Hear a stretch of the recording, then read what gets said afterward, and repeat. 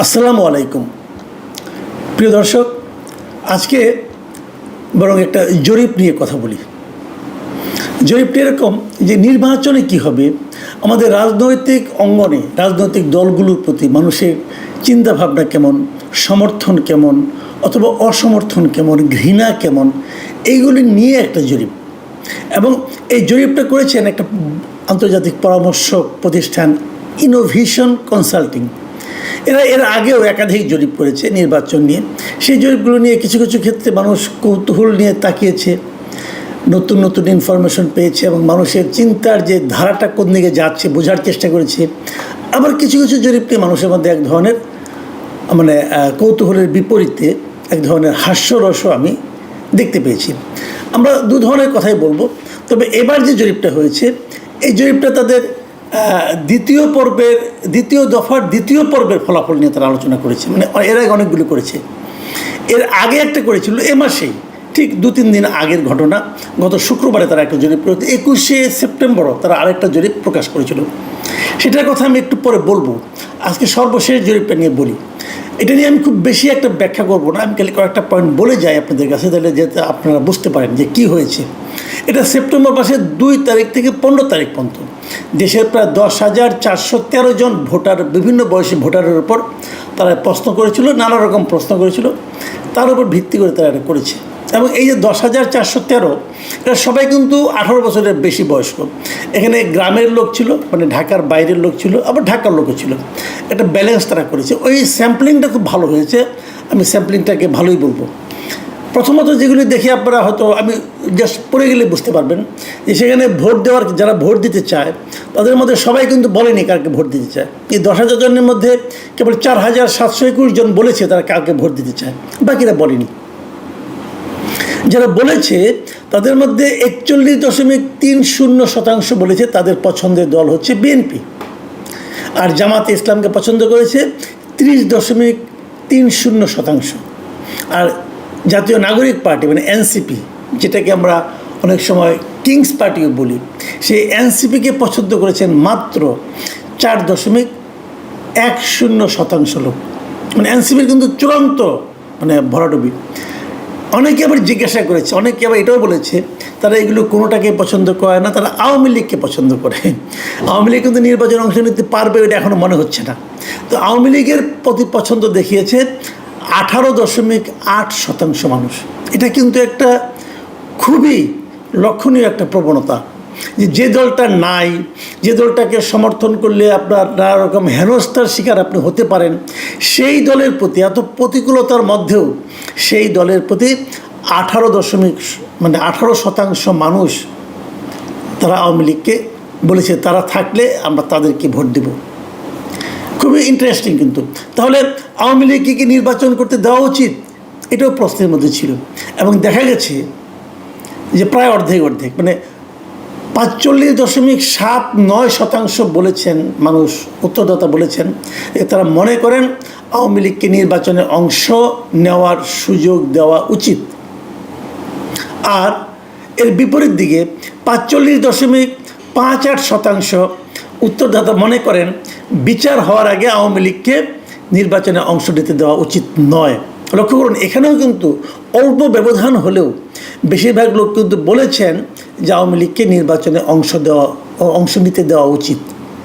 এবং ধীরে ধীরে, এবং ইন্টারেস্টিং কি জানেন, আর একটা কথা বলি যে তারা তো এর আগে গত 6 মাস আগে তারা করেছিল মার্চ মাসে, তখন তারা বলছে যে ওই সময় আওয়ামী লীগের প্রতি যে সমর্থন ছিল বর্তমানে তার সমর্থন আগের তুলনায় বেড়েছে। এটাও কিন্তু জরিপের একটা ইন্টারেস্টিং ফিচার। লোকে এখন আবার আওয়ামী লীগের প্রতি তাদের সমর্থন বাড়ছে এবং জামাত এবং বিএনপির প্রতি সামান্য কিছু কমেছে।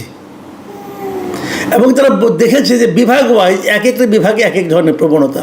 যেমন বিএনপি 6টা বিভাগে এগিয়ে আছে, জামাত এগিয়ে আছে রংপুর বিভাগে, এবং আওয়ামী লীগ এগিয়ে আছে বরিশাল বিভাগে। এই যে ফিগারগুলো কিন্তু খুবই ইন্টারেস্টিং। ইন্টারেস্টিং কি আপনি এই ফিগারগুলোকে দেখেন, ফিগারটা যেমন যে টেন্ডেন্সিটা, যে মানুষ আসলে কী চাচ্ছে এখন এই মুহূর্তে, এটা দেখে কিন্তু আপনারা অনেকগুলো সিদ্ধান্তে উপনীত হতে পারবেন এবং ধারণাও নিতে পারবেন। আমার কাছে যে জিনিসটা সবচেয়ে গুরুত্বপূর্ণ মনে হয়েছে সেই জিনিসটা হলো ওনাদেরকে জিজ্ঞাসা করা হয়েছিল আপনার নির্বাচনে অংশ নেওয়ার সময় ভোট দেওয়ার সময় কী কী বিবেচনা করেন, মার্কা নাকি ওই প্রার্থীর যোগ্যতা নাকি প্রার্থীর উন্নয়ন কর্মকাণ্ড, এগুলো নানা কিছু। এবং এখানে একটা ইন্টারেস্টিং ইনফরমেশন আমি দিই আপনাদেরকে। মানুষ স্থানীয়ভাবে জামায়াতের কার্যক্রম নিয়ে বেশি সন্তুষ্ট।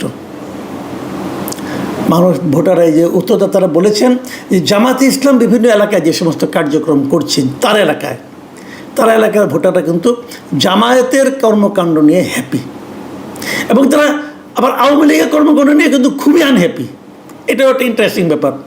আর আমার কাছে যেটা সবচেয়ে ইন্টারেস্টিং এবং সবচেয়ে গুরুত্বপূর্ণ আমি বলবো যে এই চেঞ্জটা আমরা আগে কখনো দেখিনি, সেই ইন্টারেস্টিং টেন্ডেন্সিটা হলো তরুণদের মধ্যে, মানে জেনজি যাদেরকে আমরা বলি, এই জেনজি বলেন অথবা এই যে কম বয়সী যাদের বয়স 25-26-এর মধ্যে আছে আর কি, এই বয়সী তরুণদের মধ্যে এবং নারীদের মধ্যে জনপ্রিয়তায় এগিয়ে আছে জামাতে ইসলাম।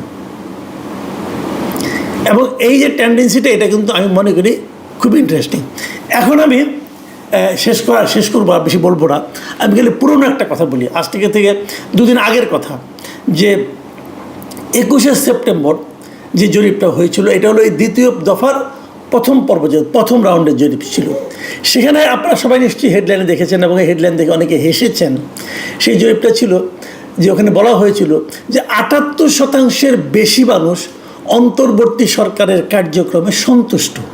এই ইনোভেশনের জরিপ ছিল এটাও, এদেরই আগের মানে একটা পর্ব আর কি।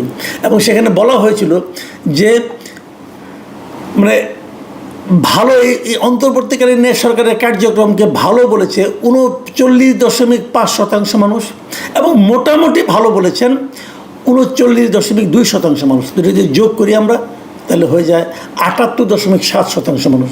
মানে 78.7% মানুষের কাছে এই অন্তর্বর্তীকালীন সরকারের পারফরমেন্সকে ভালো মনে হয়েছে। এটাও ইন্টারেস্টিং। তো ওই অনুষ্ঠানে দেখলাম আবার প্রধান উপদেষ্টা যিনি প্রেস সেক্রেটারি ছিলেন শফিকুল আলম সাহেব, তিনি বেশ গর্বের সঙ্গে ওখানে বসে ওই অনুষ্ঠানের বক্তব্য দিয়েছেন এবং তার সরকার ভালো করছে বলে মানুষ বলছে সেটা উনি বিশ্বাস করেছেন এবং সবাইকে ওনার কথা বলেছেন। তো এটা দেখে ওই সময়ে আমার মধ্যে একটু কৌতূহল হয়েছিল যে আসলেই কি মানুষ এরকম ভাবে। তো আমি নিজেও তো একটা জরিপ করতে পারি, আমারও তো একটা প্ল্যাটফর্ম আছে, তাই না? ওনারা 10,000 লোককে নিয়েছে, আমি দেখি কত লোককে পাওয়া যায়। তো 3 দিন আগে 21 তারিখে ওই দিনই আমিও একটা জরিপের ব্যবস্থা করেছিলাম। আমার প্রশ্নটা ছিল যে ডক্টর ইউনূসের নেতৃত্বাধীন বর্তমান অন্তর্বর্তীকালীন সরকারের কার্যক্রমে আপনি কতটুকু সন্তুষ্ট, এই ছিল প্রশ্ন। আর এখানে অপশন ছিল অনেক সন্তুষ্ট, মানে যে ওইটা যেটা নাকি ওনারা অনেক ভালো, কিছু কিছু ভালো, মোটামুটি ভালো, ওই দুটার মধ্যে আপনি ধরতে পারেন। এখানে অনেক সন্তুষ্ট, আরেকটা ছিল কিছু সন্তুষ্ট কিছু অসন্তুষ্ট, আরেকটা অপশন ছিল খুবই অসন্তুষ্ট, আরেকটা অপশন ছিল জান্নিয়া। এখন রেজাল্ট আমি কী পেয়েছি, এই 3 দিনে আমার এখানে ভোট পড়েছে 58,000 লোক মতামত দিয়েছে। সেখানে অনেক সন্তুষ্ট বলেছেন 11% লোক, কিছু সন্তুষ্ট কিছু অসন্তুষ্ট বলেছেন 19% লোক, খুবই অসন্তুষ্ট বলেছেন 67% লোক, এবং জানি না বলেছেন 3% লোক। আমি যদি অনেক সন্তুষ্টের সঙ্গে কিছু সন্তুষ্ট এবং কিছু অসন্তুষ্ট দুটোকে যোগ করি তাহলে সেটা দাঁড়ায় 30%।